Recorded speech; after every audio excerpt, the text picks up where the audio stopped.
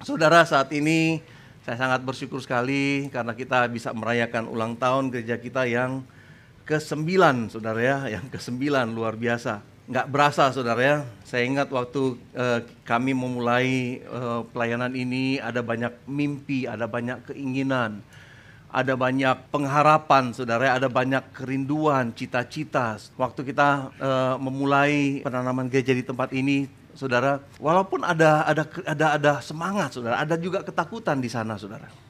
Ada kegairahan, tapi juga sekaligus tantangan di sana, saudara.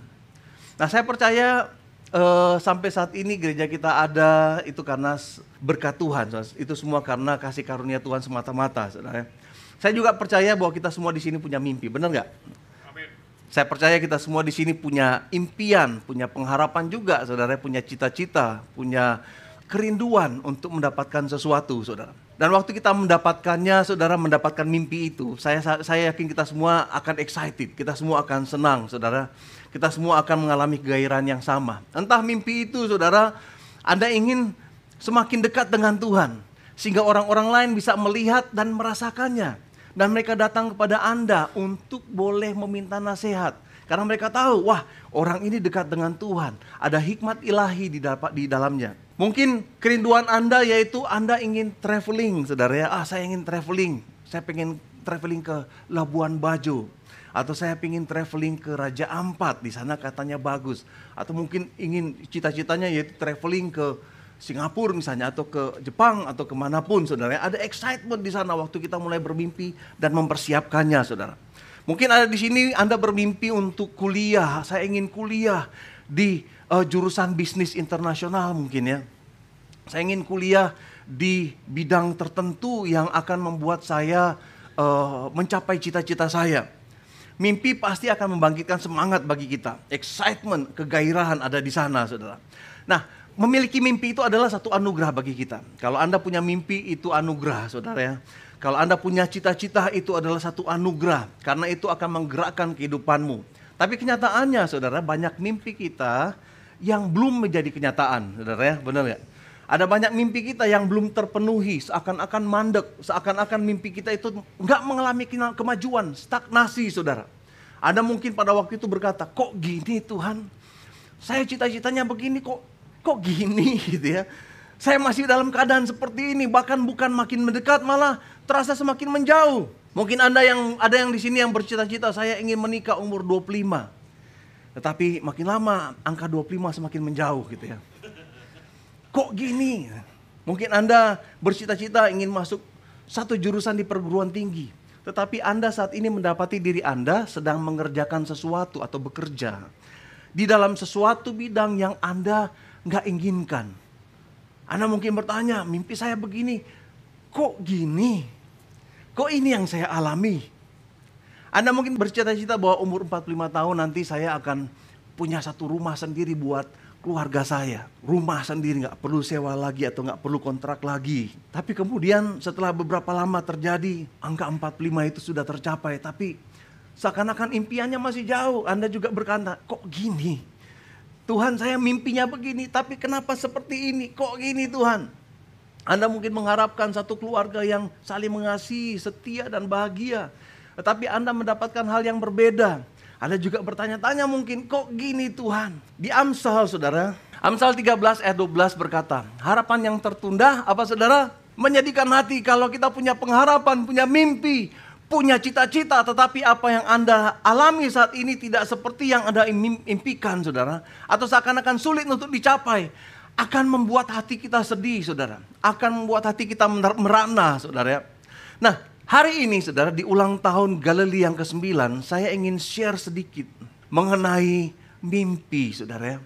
Kan tema kita hari ini yaitu get closer, gitu ya. Menjadi semakin dekat. Menjadi semakin dekat dengan apa? Semakin dekat dengan apapun yang menjadi impian Anda. Mungkin saat ini mimpi Anda dan kita saat ini mulai melihat.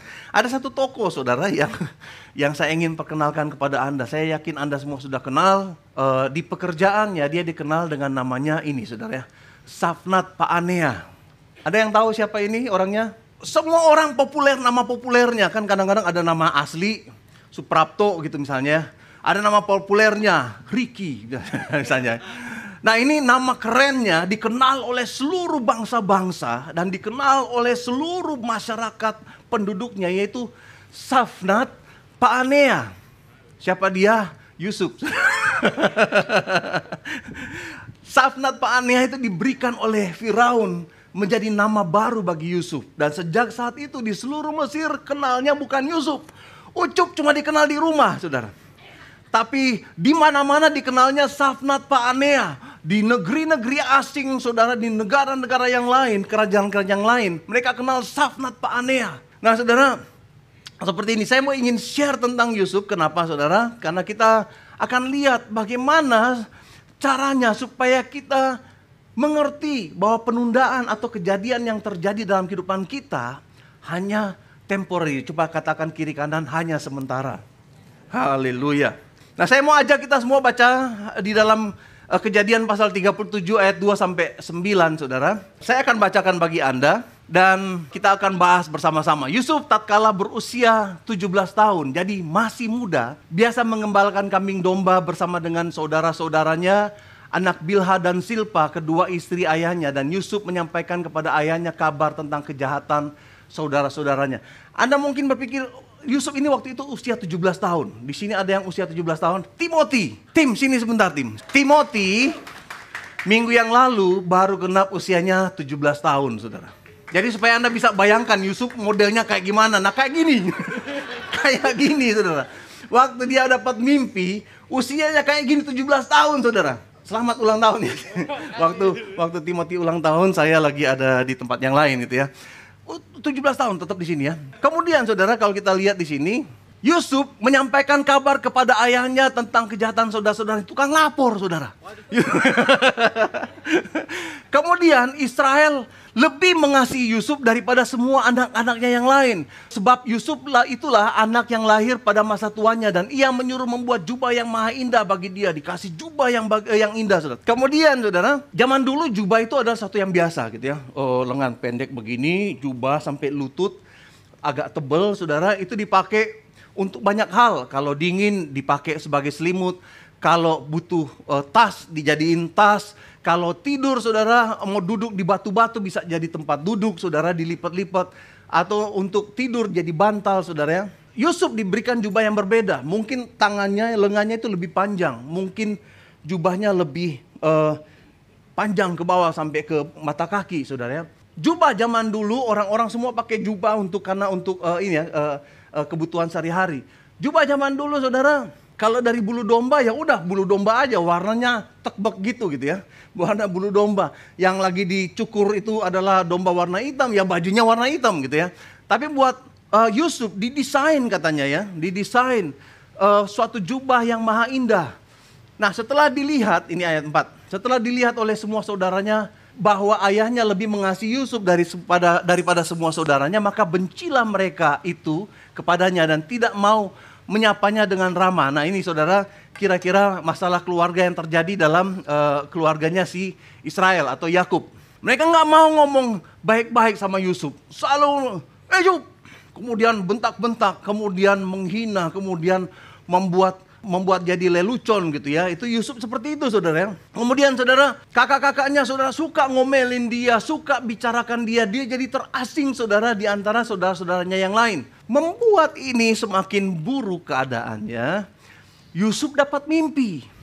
Ayat 5 dikatakan suatu kali bermimpilah Yusuf. Lalu mimpinya itu diceritakan kepada saudara-saudaranya. Sebab itu mereka lebih benci lagi kepadanya gitu ya. Kenapa lebih benci? Mungkin si Yusuf ini dia itu agak tengil saudara ya. Dia agak-agak nggak peka gitu ya. Udah dibenci, dapat mimpi langsung cerita, ngumpul, gue punya mimpi bagus nih. Kemudian dia cerita, katanya kepada mereka, coba dengar mimpi gua. Ini yang saya mimpikan. Tampak kita sedang mengikat berkas-berkas gandum. Lalu bangkitlah berkasku, tegak berdiri, kemudian berkas-berkas kamu sekalian berkeliling, mengelilingi saya, lalu sujud menyembah kepadaku. Anda kira-kira, saudara, yang Anda pikirkan apa yang terjadi sama Yusuf? Makin disayang, aduh Yusuf, kamu luar biasa sekali. Atau semakin benci, mereka semakin benci, saudara ya, kalau kita lihat. Kemudian lalu saudara-saudaranya berkata kepadanya, apakah engkau ingin menjadi raja atas kami? Apakah engkau ingin berkuasa atas kami?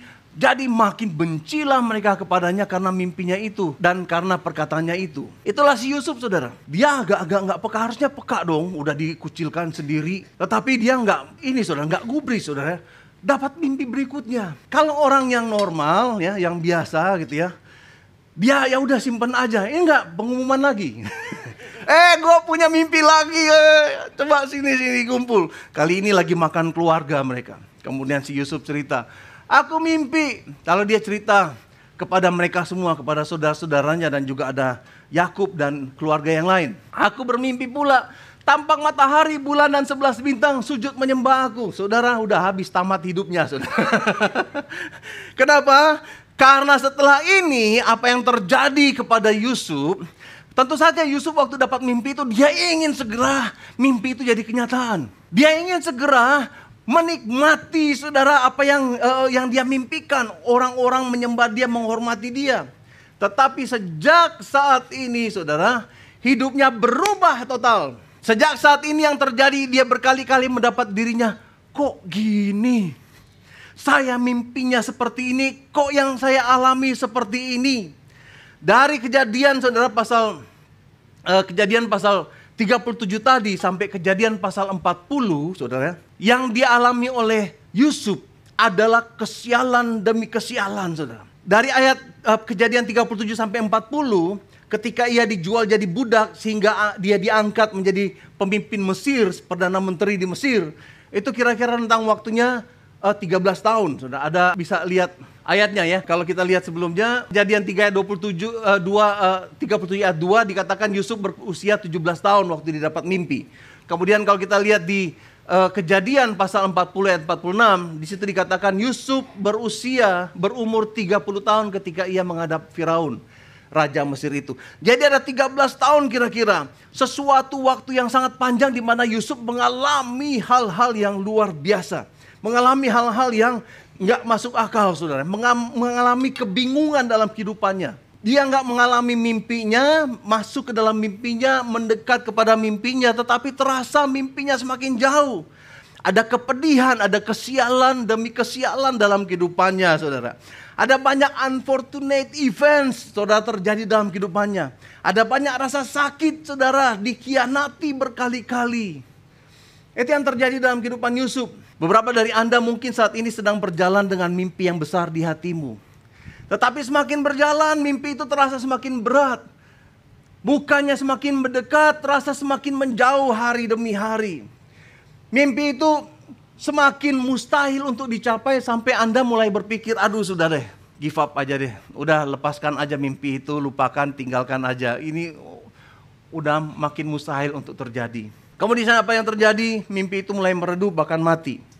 Saya berdoa, saudara, di tempat ini, semoga firman Tuhan yang disampaikan pada hari ini bisa memberikan kekuatan dan pengharapan dan iman kepada kita semua untuk tetap setia dan mengejar mimpi yang Tuhan taruh dalam kehidupanmu. Amin, saudara. Saya mencatat ada 3 alasan kenapa orang stuck di dalam mimpinya dan tidak mengalami mimpinya, malah kelihatan semakin mundur, saudara.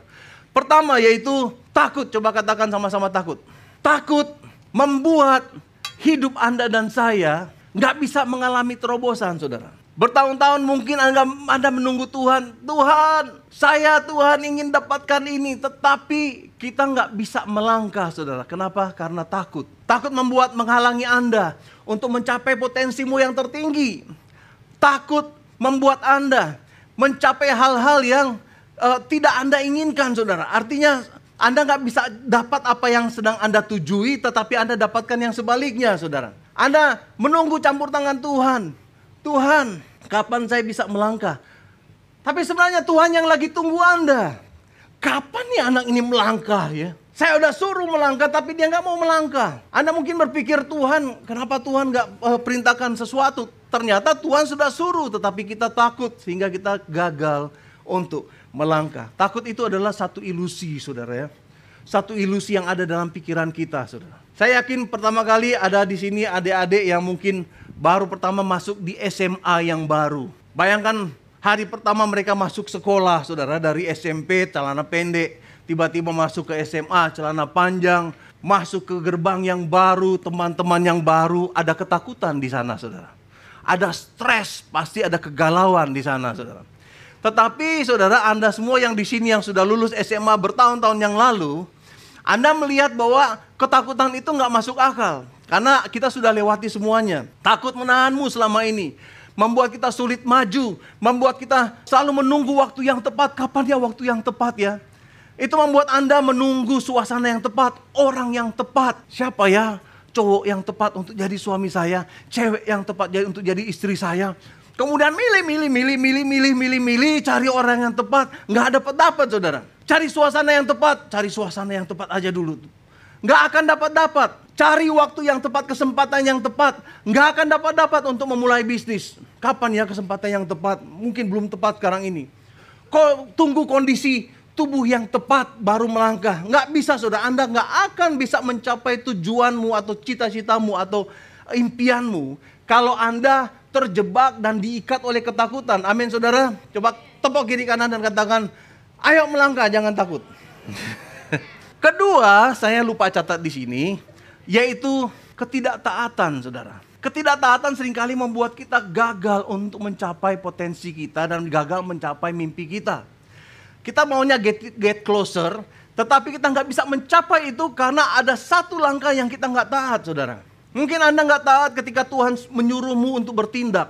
Terkadang Tuhan menyuruh kita melakukan sesuatu yang seakan-akan nggak ada hubungannya dengan tujuannya kita, dengan mimpinya kita.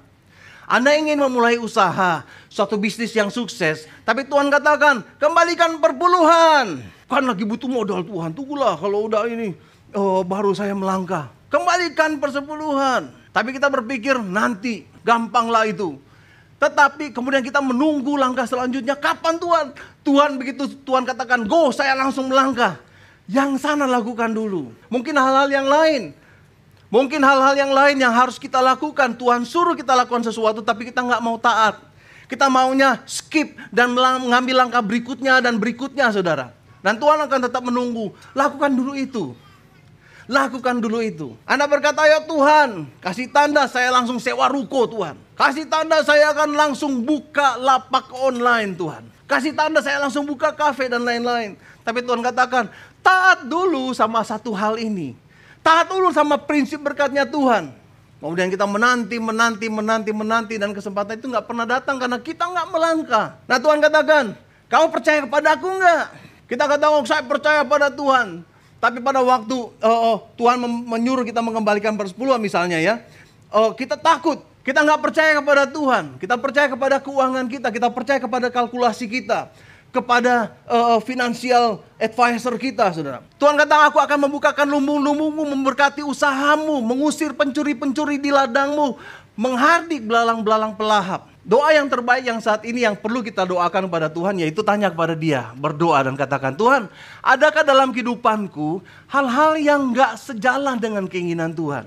Beritahu aku lagi Tuhan, apa yang saya lakukan? Dan Tuhan akan ingatkan sesuatu yang mungkin tidak kita taati atau tidak kita lakukan sebelum langkah-langkah selanjutnya Tuhan tunjukkan. Karena mungkin saja penundaan terjadi karena ketidaktaatan kita. Berikutnya yang ketiga yaitu rencana Allah, saudara. Rancangan Allah. Kadang-kadang penundaan atau stagnasi terjadi karena rencana Tuhan. Anda mungkin berpikir, wah saya mengalami stagnan nih. Anda berpikir itu karena uang saya nggak cukup. Anda berpikir karena sakit yang saya alami, keterbatasan fisik yang saya alami. Anda berpikir bahwa itu mungkin karena masalah yang terjadi dalam kehidupanmu. Anda berpikir mungkin itu karena orang-orang di sekitarmu yang menyebabkan Anda stagnasi. Enggak, saudara. Dari cerita Yusuf Anda akan tahu bahwa stagnasi terjadi seringkali karena rencana Tuhan. Amin. Penundaan seringkali terjadi karena rencana Tuhan. Kita mau get closer kepada tujuan kita, tetapi ada hal yang perlu Tuhan lakukan dulu sebelum kita mencapai apa yang kita impikan. Mungkin Tuhan sedang membentukmu, mengajarimu, melatihmu. Karena Tuhan lebih tertarik kepada karaktermu, lebih tertarik pada perubahan pribadimu daripada keberhasilanmu, saudara. Amin. Tuhan lebih tertarik kepada siapa Anda daripada pencapaian-pencapaian Anda. Tuhan gak peduli apakah Anda akan mencapai sesuatu yang besar. Bukan itu yang paling penting bagi Tuhan. Yang paling penting bagi Tuhan yaitu karakternya kita. Karena waktu nanti Anda ke sorga, Anda gak akan bawa mimpi Anda ke sorga, saudara. Enggak. Yang akan Anda bawa ke sorga yaitu hati Anda, pribadi Anda, karakter Anda. Dan itu yang Tuhan inginkan, saudara.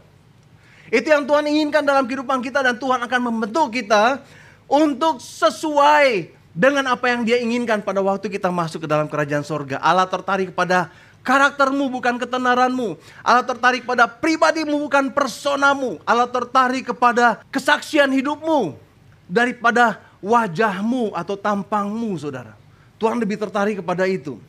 Karena jika karaktermu, saudara perhatikan ini baik-baik. Jika karaktermu dan pribadimu gak cukup kuat, kalau karakter dan pribadimu gak cukup kuat untuk menahan apa yang nanti akan Tuhan berikan kepada Anda, maka mimpi atau panggilan atau gelar itu hanya akan menghancurkan kehidupan Anda, saudara. Itu sebabnya Tuhan ingin, Tuhan bisa kasih. Begitu kasih ceprek, remuk Anda, saudara. Karena kita gak kuat untuk menampung apa yang akan Tuhan berikan kepada kita. Kalau Yusuf pada waktu dia diberikan mimpi, pada waktu dia masih muda, masih narsisistik, masih mementingkan diri sendiri, masih gegabah, gak peka kepada orang lain, dan dijadikan Perdana Menteri. Perdana Menteri seperti apa yang akan terjadi di Mesir, saudara? Dia gak siap, saudara. Itu sebabnya Tuhan harus bawa dia kepada satu proses. Dan pada saat Tuhan mempersiapkanmu untuk mimpi besarmu, Dia akan memprosesmu sehingga karaktermu menjadi kuat. Berapapun lamanya proses itu, Tuhan akan pakai itu, saudara. Tuhan gak buru-buru. Coba ke tangan kiri kanan, Tuhan gak buru-buru. Jadi kalau Anda belum taat, Tuhan gak akan gerasa-gerusu, ayo. Enggak, Dia akan tunggu. Dan biarkan proses itu berjalan sampai tiba waktunya, saudara. Dalam kasus Yusuf, 13 tahun. Dalam kasus Anda mungkin 2 tahun, 5 tahun, atau mungkin puluhan tahun. Yusuf, begitu dia share mimpinya kepada saudara-saudaranya, hidupnya langsung berubah. Dari orang Israel itu, Yakub itu sangat kaya, saudara. Ternaknya sangat banyak, dia punya sangat banyak budak, saudara. Dia punya banyak pelayan si Yusuf, tapi kemudian di satu seketika waktu dia umur 17 tahun, dia jadi budak. Dijual dengan 200 shikal perak, saudara. Perjalanan gelapnya dimulai, saudara ya. Mimpi bahwa kakak-kakaknya akan menghormati dia, rasanya makin jauh. Mimpinya seakan-akan dihadang oleh iblis dan membuat dia meragukan mimpi yang dia terima pada waktu usia 17 tahun itu, saudara. Seperti itu pun, saudara, terhadap Yusuf, iblis pun akan membuat Anda meragukan panggilanmu. Saya tahu di sini ada anak-anak, beberapa orang yang memiliki panggilan untuk menjadi hamba Tuhan, tetapi Anda mulai meragukan dirimu. Saudara, waktu saya dipanggil untuk melayani Tuhan penuh waktu itu saya usianya 22 tahun, saudara. Saya bekerja di Jepang, kemudian saya dapat panggilan untuk jadi misionari, jadi pelayan Tuhan. Saudara, butuh waktu bertahun-tahun untuk bisa melihat semua itu jadi kenyataan, saudara. Anda mungkin punya mimpi untuk menjadi seorang pengusaha. Bagus, saudara, nggak apa-apa itu luar biasa sekali. Tetapi Tuhan perlu deal dengan pribadimu dan karaktermu. Karena pada waktu Tuhan mempercayakanmu pada sesuatu berkat yang besar dan karakter Anda nggak cukup kuat, habis, saudara. Kita akan hancur, saudara. Dan dalam kasus Yusuf pun dia mulai meragukan. Karena bukannya mimpi yang dia dapatkan itu jadi kenyataan, malah makin jauh. Anda mungkin mengalami mimpi untuk sukses dalam usaha, malah ditipu orang. Anda mungkin mengalami bahwa mimpi untuk memiliki rumah sendiri, uang DP-nya mulai digerogoti oleh uang sekolah anak, digerogoti oleh kecelakaan yang Anda alami atau keluarga Anda alami, digerogoti oleh peristiwa-peristiwa darurat, sehingga DP-nya makin lama bukan makin tambah banyak, tambah cukup, tambah kurang, saudara. Mimpi untuk membangun rumah tangga bahtera, rumah tangga yang bahagia digerogoti oleh berbagai hal, berbagai masalah dan ketidaksetiaan. Mimpi untuk menikah, memulai satu bahtera rumah tangga digerogoti oleh pengkhianatan, digerogoti oleh trauma-trauma, dan digerogoti oleh ketidakjelasan, saudara. Sehingga kita mulai berpikir, kapan Tuhan? Kok gini Tuhan? Saya maunya begini tapi yang terjadi dalam kehidupan saya seperti ini. Bukan menapaki tangga sukses, tapi Anda menuruni ruang gelap proses Tuhan, saudara. Tapi ingatlah saudara bahwa karakter tidak dibentuk di puncak kesuksesan. Nggak pernah saudara karakter Anda dibentuk di puncak kesuksesan. Karakter dibentuk saudara di tempat-tempat yang gelap. Karakter dibentuk saudara di tempat yang tersulit, jalan tersulit dan jalan penderitaan saudara. Yusuf dijual kepada orang Ismail. Kemudian dibeli sama seorang ASN, saudara mungkin di Mesir ya, seorang pegawai Firaun, Potifar. Yusuf jadi budak di rumah Potifar. Lalu dia mendapat kepercayaan dan bahkan seluruh kuasa atas rumahnya diserahkan kepada Yusuf. Tante Potifar naksir. Pemuda ini Yusuf ganteng, energik, cerdas, punya jiwa kepemimpinan. Membuat Tante Potifar ini saudara ingin ingin mendapatkan si Yusuf, saudara. Di dalam Kejadian pasal 39 ayat 10 dikatakan, walaupun dari hari ke hari perempuan itu membujuk Yusuf, Yusuf tidak mendengarkan bujukannya. Saudara, Tante Potifar bukan bujukin satu kali, berhari-hari kata firman Tuhan. Kejadian 39 ayat 10. Berhari-hari digoda, dibujuk, dipaksa, Yusuf nggak mau jatuh dalam dosa. Nah, saya berdoa di sini, saudara. Anak-anak muda di sini memiliki karakter seperti Yusuf. Amin, saudara. Walaupun ada kesempatan memilih nggak berdosa, amin. Anak-anak muda saya pengen dengar amin Anda yang paling kuat. Walaupun ada kesempatan nggak jatuh dalam dosa, amin. Haleluya. Banyak orang nggak berdosa karena nggak ada kesempatan, saudara. Tapi Yusuf berbeda. Saya ingin karakter ini ada dalam kehidupan Anda. Pada waktu ada kesempatan. Ada kesempatan untuk ciak duit bos. Ada kesempatan untuk berzina. Ada kesempatan untuk jatuh dalam dosa persinahan. Kita memilih enggak. Saya mau jaga kemurnian diri saya. Ada kesempatan untuk, saudara, kemarin di Jepang itu kan gini ya. Jepang itu jalannya kecil-kecil. Cuma 4 langkah saudara jalannya ya. Dari sini 1, 2, 3, 4. Ada lampu merahnya. Ada saudara, jiwa keindonesiaan saya terchallenge saudara. Sepi. Nggak ada mobil, dilarang nyebrang. Keindonesiaan saya yang menang, saudara. Kita semua bergumul. Mungkin kita lihat ini integritas dalam hal yang sepele lah. Tapi itu benar-benar bikin saya sampai sekarang nggak bisa mengampuni diri saya. Saya bilang ya ampun, sampai saya sama Matthew tuh ngobrol. Matt, ini kan itu sangat nggak efisien, sampai berdebat gitu ya. Nggak efisien. Udah tahu begini nggak ada mobil malam-malam ditarik itu lampu merah cuma tanda supaya nggak boleh jalan gitu. Begitu hijau kayaknya jadi orang bego gitu ya. Hijau. Padahal cuma sendiri di jalan itu gitu ya. Nah itu salah satu hal-hal yang kita mesti perhatikan gitu ya. Kadang-kadang saya mesti belajar, saudara ya. Saya mesti belajar untuk punya integritas yang lebih. Saya mungkin integritas di dalam hal-hal yang lain. Tapi nyebrang jalan seperti itu kayaknya sulit di Jepang. Saya bilang, harusnya, sampai berdebat sama Matthew gitu, harusnya lampunya merah aja nggak apa-apa. Tapi kedap-kedip. Supaya tahu gitu, kita bisa lihat aware, nggak ada mobil nyebrang aja gitu. Jangan merah terus, berdiri sendiri, mau tunggu. Seperti itu ya, rusa takut nyebrang karena sampai sekarang saya belum bisa mengampuni diri saya sendiri. Ada tahu cerita selanjutnya dalam kehidupan Yusuf.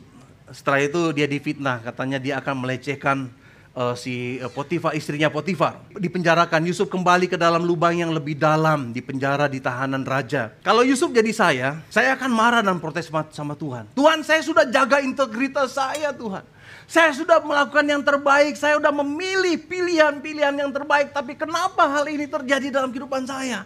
Di mana Engkau Tuhan? Mungkin saya akan marah. Tuhan, saya sudah berusaha menjadi yang terbaik. Saya sudah berjalan sesuai dengan kehendak-Mu. Saya sudah rajin ke gereja, saya melayani Tuhan. Lalu kenapa saya diinjak-injak sehingga jadi budak? Kenapa saya malah bertambah parah? Sekarang saya jadi kriminal. Kita seakan-akan semakin jauh dari mimpi.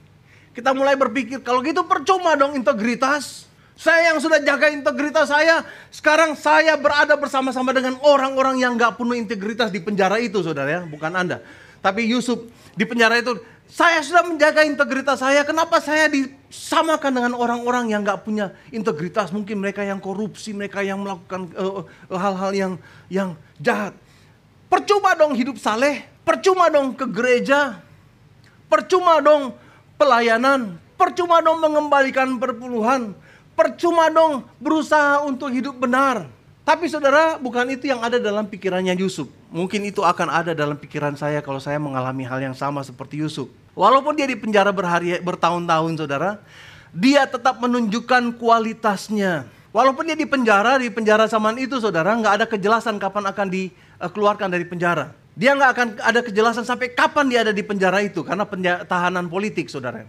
Mungkin begitu Firaun berganti baru dia keluar dari penjara, ada kemungkinan keluar dari penjara, saudara.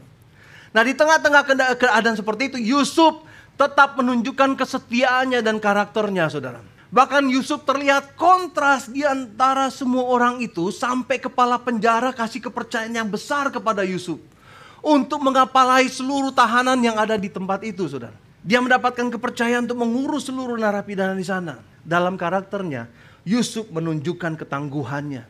Yusuf menunjukkan ketekunan dan kegigihannya, kesetiaannya, saudara. Yusuf mengalami pertumbuhan karakter dan kepribadian dari remaja 17 tahun. Yang gak peduli, yang egois, yang manja, saudara, yang gak peduli perasaan orang. Menjadi seorang yang penuh karakter dan pribadi yang kuat, saudara. Gak akan terjadi. Gak akan terjadi di rumahnya Israel atau di rumahnya Yakub. Gak akan terjadi kalau dia tetap dilayani oleh banyak hamba-hamba dari papanya, saudara. Nggak akan terjadi, dan itu cuma bisa terjadi di ruang prosesnya Tuhan. Di ruang tunggunya Tuhan, saudara. Karena Tuhan sedang mempersiapkannya untuk menjadi orang yang paling berpengaruh di Mesir. Yusuf memilih setia, bersih dalam setiap keadaan yang dihadapi. Saudara, pilihlah untuk setia, amin. Pilihlah untuk bersih. Pilihlah untuk tetap taat dalam setiap keadaan walaupun sulit, amin saudara. Pilihlah untuk setia, karena kesetiaanmu hari ini akan membuat Anda siap untuk menerima tanggung jawab besar yang akan Tuhan berikan esok hari. Kesetiaanmu saat ini sangat penting, saudara. Kesetiaanmu saat ini sangat penting. Coba tepuk kiri kanan dan katakan, kesetiaanmu sangat penting. Karena itu akan membuat Anda siap untuk sesuatu yang besar yang akan Tuhan percayakan di depan nanti, saudara. Saudara, sanggup gak Anda setia, saudara? Sekalipun gajimu kecil mungkin. Sanggup gak Anda setia sekalipun pekerjaanmu mungkin gak dianggap orang lain. Sekalipun pelayananmu gak dihargai oleh orang lain, gak dilihat oleh orang lain. Apakah Anda tetap setia pada waktu Anda difitnah, saudara? Apakah Anda akan tetap setia setelah waktu Anda diperlakukan dengan tidak adil? Apakah Anda tetap setia sekalipun tidak dihargai, sekalipun diremehkan, saudara?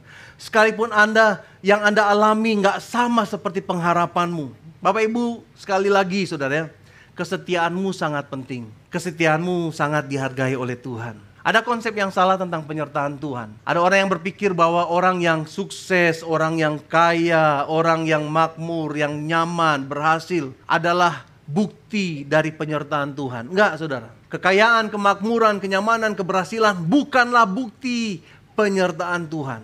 Bahwa dia disertai oleh Tuhan.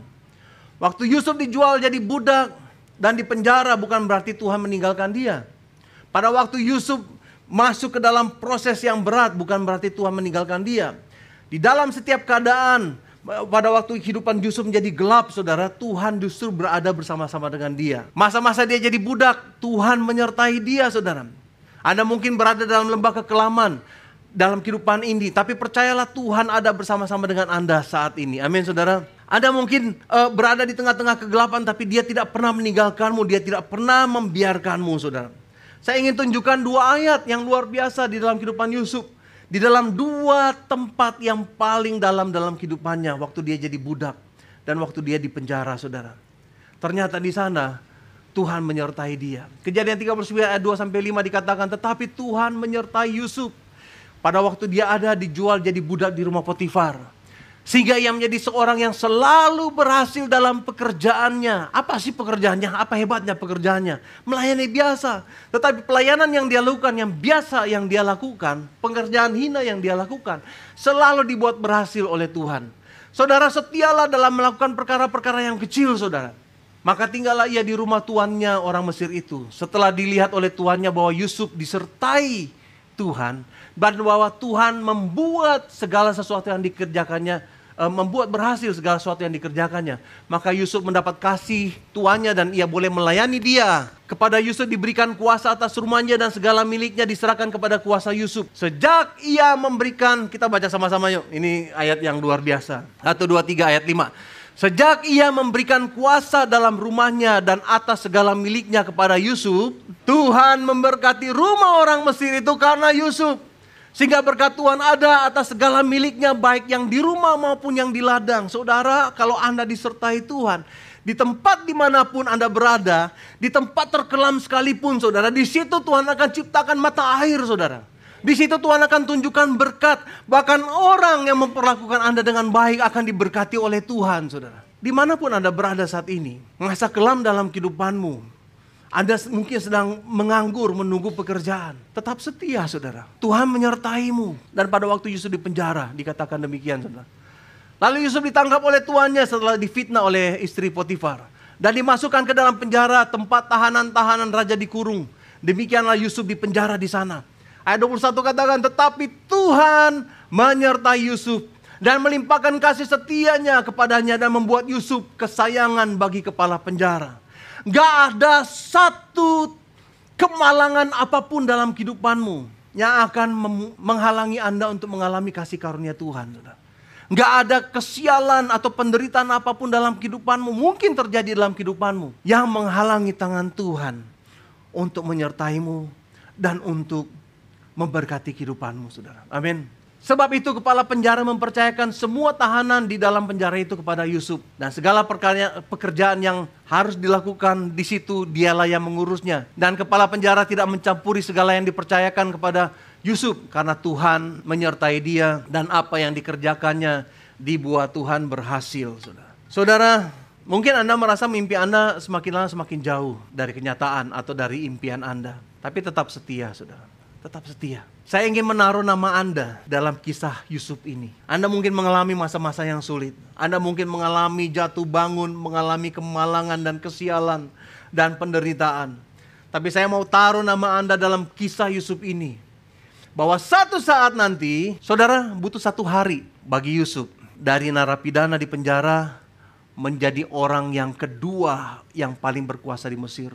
Mungkin tujuan Anda, seperti tema kita Get Closer, tujuan Anda, impian Anda, sudah dekat.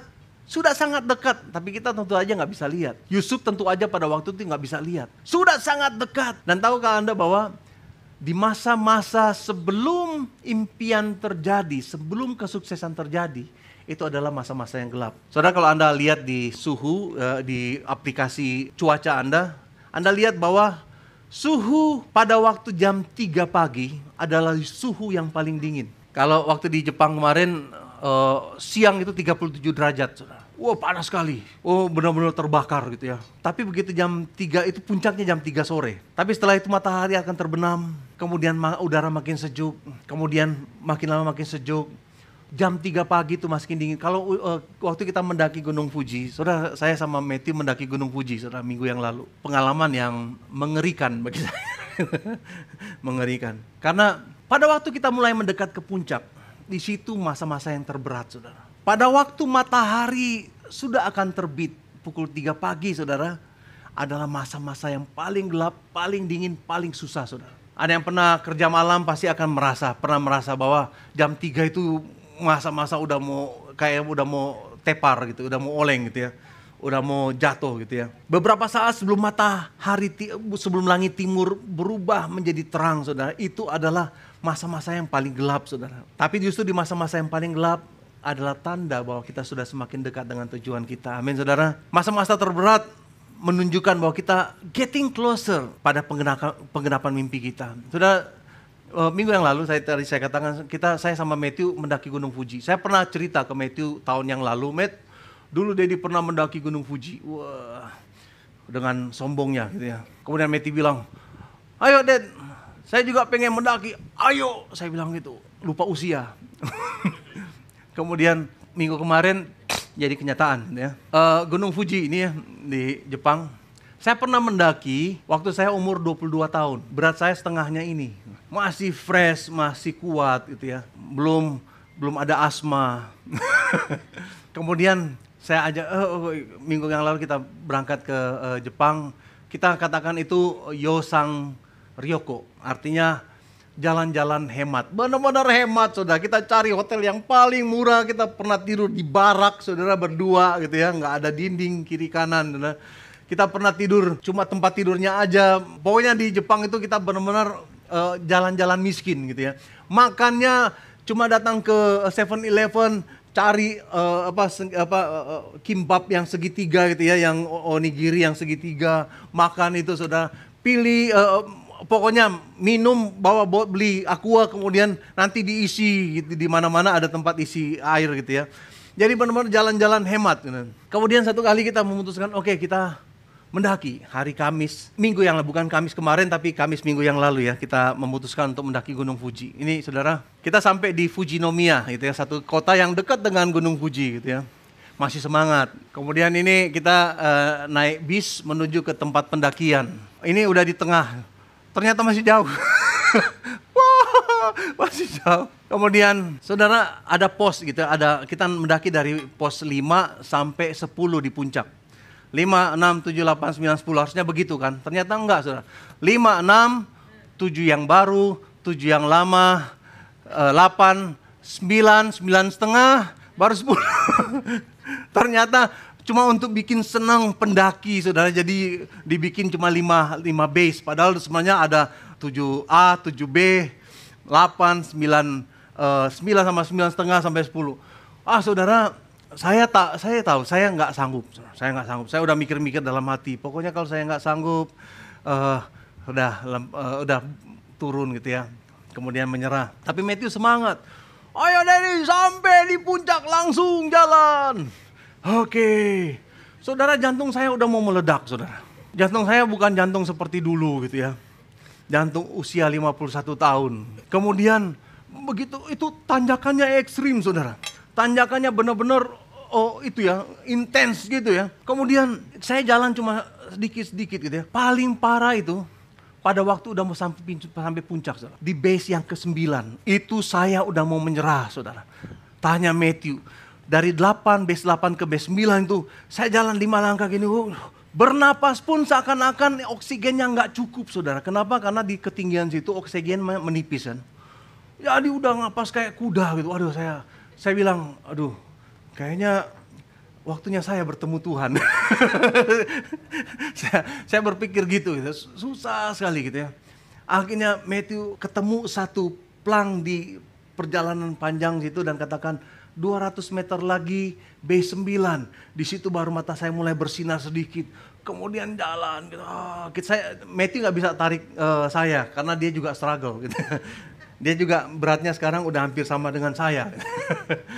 Jadi waktu jalan itu benar-benar kekuatan terakhir dan saya udah mau pingsan, saudara. Sampai di base yang ke-9 kita tidur di barak, saudara. Saya sama Matthew. Jam 9 sampai jam 1 pagi gitu ya. Jam 1 pagi saya udah nggak bisa tidur, kepala sakit sekali. Mungkin karena itu ya, karena ketinggian ya, masalah ketinggian. Kepala sakit, saya nggak bisa tidur, Matthew tidur dengan enak. Saya nggak bisa tidur, aduh gimana ya, naik atau enggak ya, saya bilang. Jam 1 pagi, 1 lewat sedikit, si Matthew udah bangunin saya. Ayo Dad. Lah. Kemudian saya bangun pelan-pelan. Pergi nggak ya, naik nggak ya. Tapi kemudian saudara, saya tahu gitu ya, sebentar lagi sampai. Jadi kita pakai strategi, saya sama Matthew.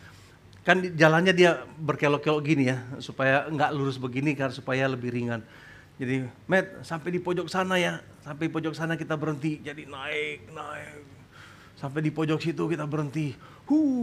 Saya pakai Apple Watch untuk lihat detak jantung saya. Kalau udah mulai di atas 150 saya stop. Karena bahaya gitu ya, memaksakan diri. Udah gitu, center lagi tengah malamnya. Oke Matt, sampai di batu itu kita stop. Naik lagi. Nggak jauh, batu-batunya itu paling cuma dari sini sampai sini. Tapi tanjakan gitu ya. Wah, intens sekali. Akhirnya kita sampai di puncak, puji Tuhan. Ini puncaknya, tolong jangan lihat perut saya. Ini kita sampai di sini, Matthew bukan senyum, itu dia nangis. Karena kecapean juga gitu ya. Jadi seringkali saudara dalam kehidupan kita saudara, pada waktu kita sudah mulai dekat dengan tujuan kita, di situ kekuatan kita biasanya udah makin menipis saudara. Di situ kita mulai kehilangan kekuatan lagi saudara. Kita mulai gampang menyerah saudara. Kita mulai ingin melepas mimpi kita saudara. Anda mungkin merasa hidupmu semakin berat. Mungkin Anda semakin dekat dengan tujuan Anda. Jangan menyerah saudara. Masa gelap dan penderitaan bukan berarti Tuhan menjauh dari Anda. Tuhan justru beserta dengan Anda. Sama seperti Yusuf, waktu dia perbudakan Tuhan menyertai dia. Waktu dia di penjara Tuhan menyertai dia. Bertahan saudara. Pushing forward. Dalam pendakian itu yang saya lakukan yaitu melangkah langkah-langkah yang kecil. Sekalipun kecil saudara langkahnya, apapun langkah kesetiaan Anda yang Anda lakukan dalam kehidupan ini akan membuat Anda semakin dekat dengan tujuanmu. Yusuf gak tahu kapan dia akan keluar, kapan dia akan mencapai mimpinya. Tapi dalam satu hari tiba-tiba dia diangkat oleh Firaun menjadi kuasa atas Mesir. Saudara, saya berharap ini menjadi satu pengharapan bagi kita saudara. Di ulang tahun kita yang ke-9, mungkin keadaan tambah sulit, tambah membingungkan, tetapi saya mau berdoa dan saya mau ajak kita punya pengharapan bahwa we are getting closer. Amin. Kita semakin dekat. Anda mungkin mengalami masa-masa yang sulit dalam kehidupanmu, sekolahmu, pekerjaanmu, tapi justru itu adalah tanda bahwa Anda semakin dekat dengan tujuanmu.